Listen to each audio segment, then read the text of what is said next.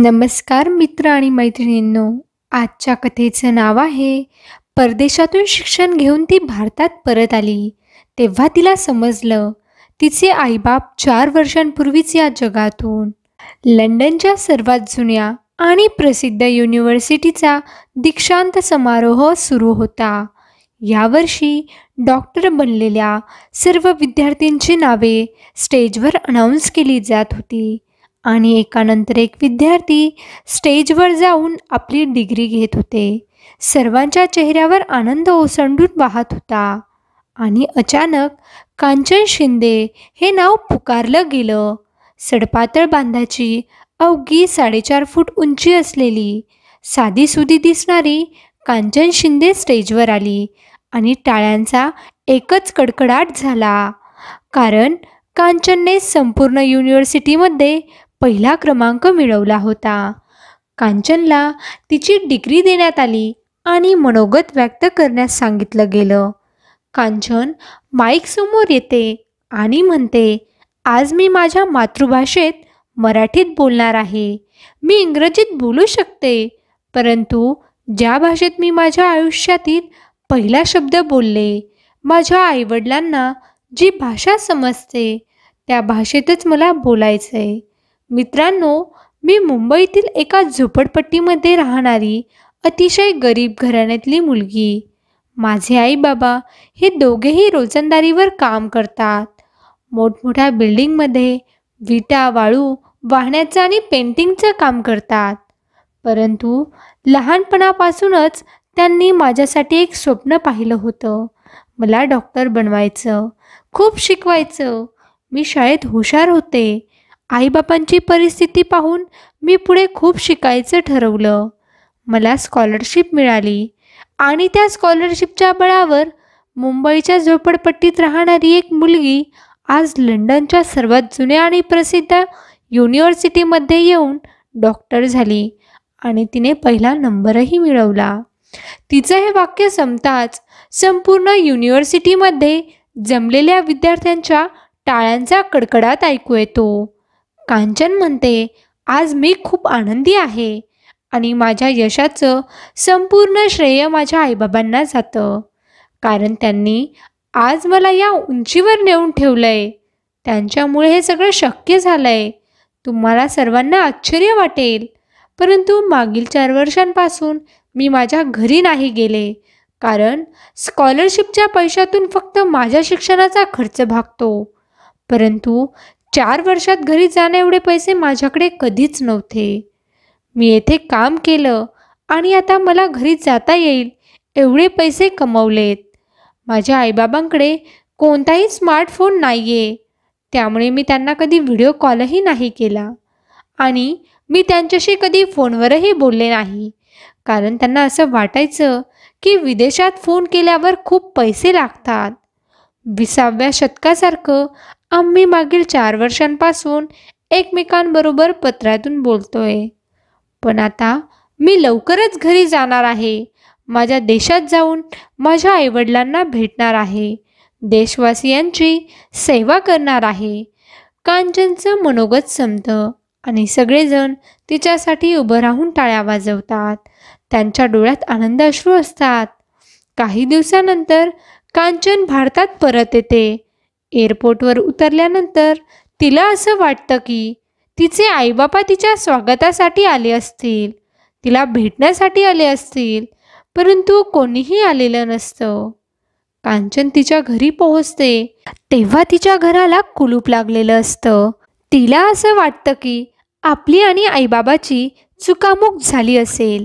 ते आपल्याला घेण्यासाठी एअरपोर्टवर गेले असतील. ती घराबाहेरच त्यांची वाट पाहत थांबायचं ठरवते. तेवढ्यात कांचनच्या शेजारी राहणारे काका काकू तेथे येतात आणि म्हणतात, कांचन, कधी आलीस तू?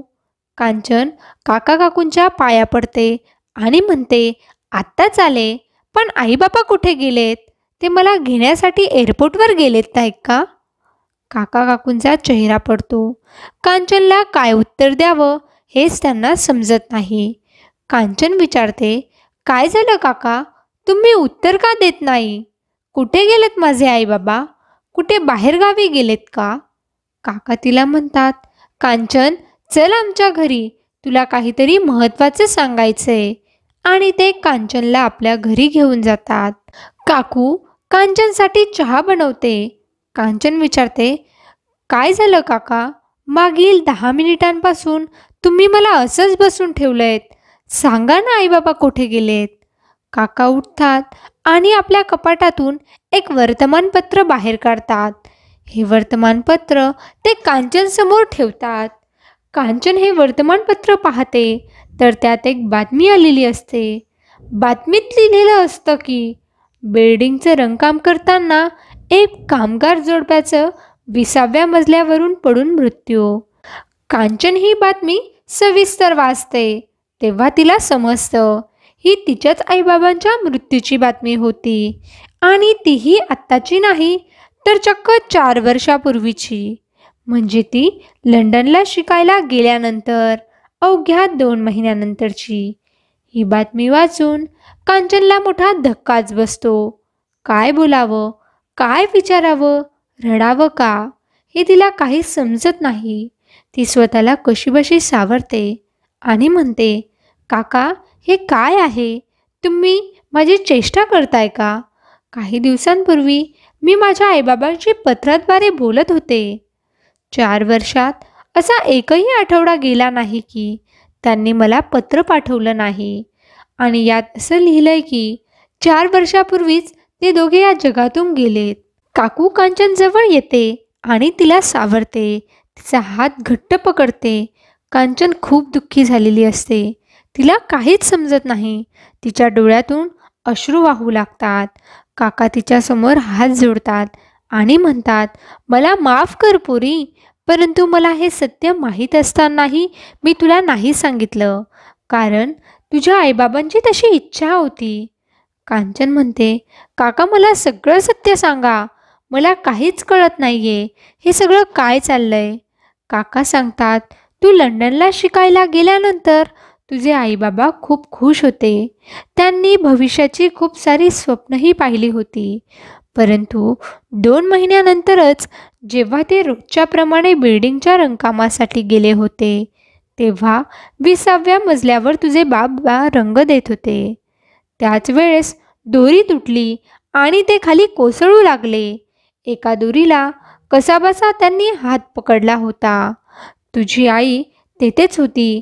तिने त्यांना वाचवण्याचा प्रयत्न केला, परंतु तिचाही तोल गेला आणि ते दोघे 20व्या मजल्यावरून खाली पडले. तुझी आई ही जागीच ठार झाली होती, पण तुझे बाबा जिवंत होते. 2 दिवसानंतर त्यांना शुद्ध आली. तेव्हा मी त्यांच्याजवळ होतो. त्यांनी मला सांगितलं की आमच्या कांचनला याबद्दल काहीही सांगू नका. मला नाही वाटत मी जगेल, परंतु जर ही बातमी कांचनला समजली तर ती सगळं सोडून परत येईल आणि परत नाही जाऊ शकणार. आम्ही आयुष्यभर हे स्वप्न पाहिलं होतं की आमच्या मुलीने मोठं व्हावं, चांगलं शिकावं, आणि आता तिला नशिबाने तिच्या मेहनतीने ही संधी मिळाली आहे. तर आमच्या दारिद्र्यपणामुळे, आमच्या नशिबामुळे ती तिच्याकडून हिरावली जाऊ नये. त्यामुळे तुम्ही तिला काहीही सांगू नका. कांचन, मी तुझ्या बाबांना विचारलं. जेव्हा तू विचारशील की माझे आईबाबा कुठे गेले आहेत, तेव्हा काय सांगायचं? तेव्हा ते म्हणाले की तुम्ही तिला म्हणा की फोनवर बोलायला आईबाबांना खूप खर्च लागतो, म्हणून ते फोनवर नाही बोलत, आणि तिला पत्र लिहित जा आमच्या नावाने.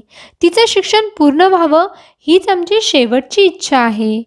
काका म्हणतात, पोरी, हे बोलल्यानंतर तुझ्या वडिलांनी जीव सोडला. त्याच दिवशी तुझे आईवडील हे जग सोडून गेले आणि त्यांच्या शेवटच्या इच्छेप्रमाणे मी तुला हे सत्य नाही सांगितलं. तुझे आईबाबा बनून मी तुला पत्र लिहायचो. कांचन ढसाढसा रडू लागते. तिचा यावर विश्वासच बसत नाही. लंडनवरून परत येताना तिने किती स्वप्न पाहिली होती, परंतु त्या सर्व स्वप्नांचा चक्काचूर झाला होता. आता ती स्वप्न कधीही पूर्ण होणार नव्हती, कारण कांचनचे आईबाबा या जगातच नव्हते. कांचनला कधीही भरून न निघणारी जखम झालेली असते. तिचं हृदय पूर्णपणे तुटलेलं असतं. ती आपल्या बॅगमधून आईबाबांचा फोटो काढते आणि म्हणते, आई बाबा, असं का केलं तुम्ही? मला स्वप्नांच्या दुनियेत नेऊन ठेवलं आणि स्वतः मात्र या जगातून निघून गेलात. मला सुद्धा तुम्हाला तसं जग दाखवायचं होतं, तसं आयुष्य द्यायचं होतं. तुमची सगळी स्वप्न पूर्ण करायची होती. तुम्ही आजपर्यंत जे करू शकले ना, ते सगळं तुमच्यासाठी करायचं होतं. एक मुलीचं कर्तव्य निभवायचं होतं. पण तुम्ही ती संधी मला दिलीच नाही. असं का केलं तुम्ही? कांचन आईबाबांच्या फोटोकडे पाहते आणि म्हणते, मला माफ करा आई बाबा. मी तुमच्या शेवटच्या क्षणात तुमच्याबरोबर नव्हते. परंतु मी तुम्हाला वचन देते, मी तुमचं स्वप्न पूर्ण करेल. खूप चांगली डॉक्टर बनेन. गरिबांची सेवा करेल. कधी पैशांसाठी काम करणार नाही. एकदा एक दिवस तुमच्या दोघांच्या नावाने मी खूप मोठं हॉस्पिटल बांधणार. आईबाबाच्या आठवणीत व्याकुळ होऊन त्यांचा फोटो छातीला कवटाळून कांचन रडू लागते. तेव्हा तिचा आक्रोश हृदय हेलवणारा असतो. तर मैत्रिणींनो आणि मित्रांनो, कशी वाटली तुम्हाला आजची कथा? नक्कीच कमेंट बॉक्समध्ये कमेंट करून सांगा. आणि अशाच नवीन नवीन कथांसाठी आमच्या व्हिडिओला लाईक करा, शेअर करा आणि चॅनलला सबस्क्राईब करायला विसरू नका. धन्यवाद.